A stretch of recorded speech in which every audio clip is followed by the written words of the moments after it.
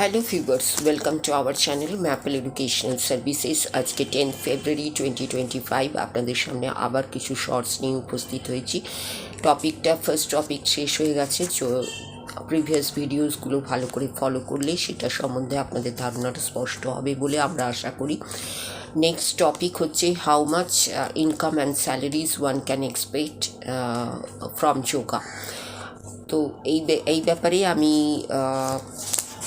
দুটো শর্টস দিয়ে দিয়েছি, নেক্সট শর্ট এবং দুটো শর্টস দিয়ে দিয়েছি এবং নেক্সট শর্টসে যাচ্ছি এবং এটাই এই বিষয়ের উপরে last short. Health centers, corporate organizations, 5-star hotels and other renowned institutes pay handsomely to yoga professionals. The per annum income from these institutes and well-known organizations can be not less than rupees 10 lakhs per annum.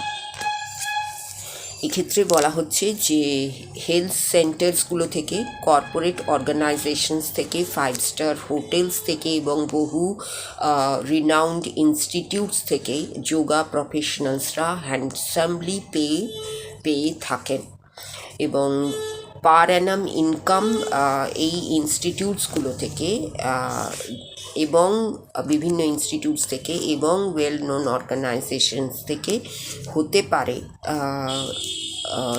10 lakhs-এর মতো এবং তার কম নয়। তাহলে একজন মানুষ কি expect করতে পারেন যোগা ফিল্ড থেকে?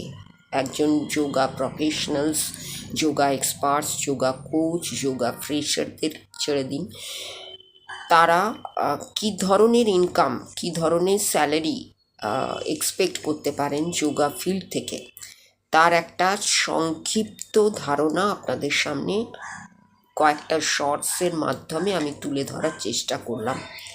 এই শর্টসগুলোকে আপনারা যদি ভালোভাবে ফলো করেন তাহলেই আপনারা এই ফিল্ড থেকে কী ধরনের ইনকাম আশা করা যায় সে সম্পর্কে একটা ধারণা আপনাদের হবে এবং সেই ধারণার ভিত্তিতে যোগাকে কেরিয়ার অপশন হিসেবে ভাবতে আপনাদের অবশ্যই কোনো অসুবিধে হবে না বলে আমাদের মনে হয় এবং সেই আশা নিয়েই আমরা এই ধরনের কেরিয়ার অপশন রিলেটেড বিভিন্ন আলোচনা আপনাদের সামনে তুলে ধরছি।